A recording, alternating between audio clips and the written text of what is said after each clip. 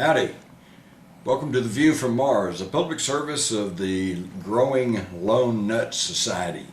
I'm Jim Mars, your guide in the search for intelligent life on the planet Earth. Check this one out.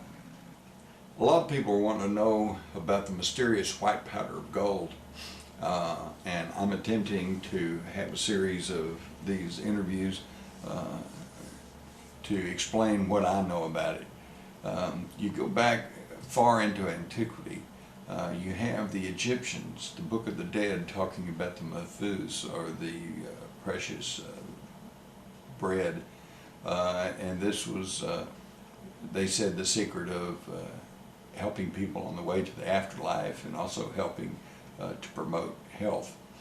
You go to the Old Testament, we hear the story about the Israelites as they were traveling through the desert. Didn't have anything to eat, and yet they wake up in the morning and there was a white powder around on the ground, and they would take this and mix it with water and make it into dough and bake it into little cakes, and this is how they sustained themselves.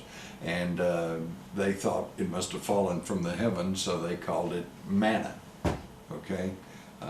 Which actually in the ancient Hebrew means, what is it? What is this stuff?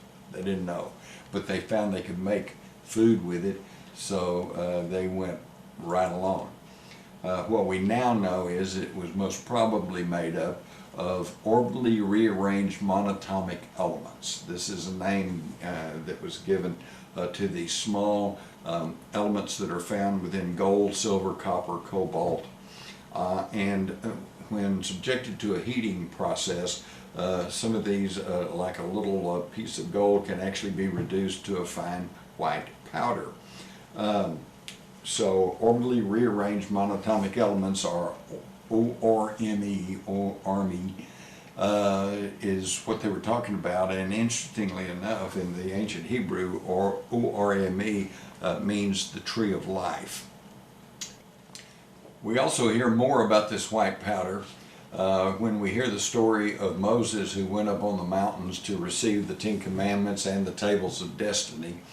And when he came down, he found that the Israelites, knowing that there was something very magical about gold, and that it had something to do with, of importance, they had melted all their gold down and created a golden calf, and they were worshiping it. Well, this made Moses so mad that he threw the Ten Commandments down and broke them to pieces. And that's another thing a lot of people don't realize, is that he had to go back up on the mountain and say, "I'm sorry, God, I broke the commandments." And, said, "Can you give me another set?" And God said, "No, you're just going to have to do it from memory." So we're getting the memorized version of the Ten Commandments. Hopefully he had a good memory. But he destroyed the tablets. And then, according to Exodus 32, he came near the camp, and Moses saw the calf and the dancing, and Moses' anger burned hot.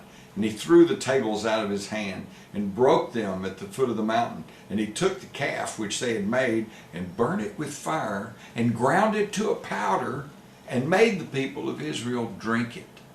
Whoops, wait a minute. Now, if this was molten gold, that would kill you if you tried to drink it, right? Obviously, he was talking about turning it into the white powder to increase their knowledge, to increase their health. And where did he get that? Well, it seems that in the southern Sinai is Mount Horeb, also known as the Mount of Moses. And in 1904, the famous British archaeologist Sir William Petrie found on Mount Horeb what he described as an ancient Egyptian temple, and in there was a smelting operation, and under the flagstones were white powder. But of course, 1904, he had no idea what that was. They left the cover off, the winds blew the white powder all away. But this is where Moses was making the white powder of gold. And where did he learn that? He learned that from the traditions and the secrets that had been handed down through the Sumerian culture. And where did they learn it? On their ancient cuneiform tablets. They clearly said that they were taught all this by the gods who came from the sky and landed on the earth and told them how to do these things, including laws and cooking, farming, writing, all kinds of things. This, of course, is explained in my book, Our Occulted History. And if you want more scientific information about monatomic gold, I recommend you go to 0 Point Technologies. Their website is zptech.net, and I think you'll find it quite interesting.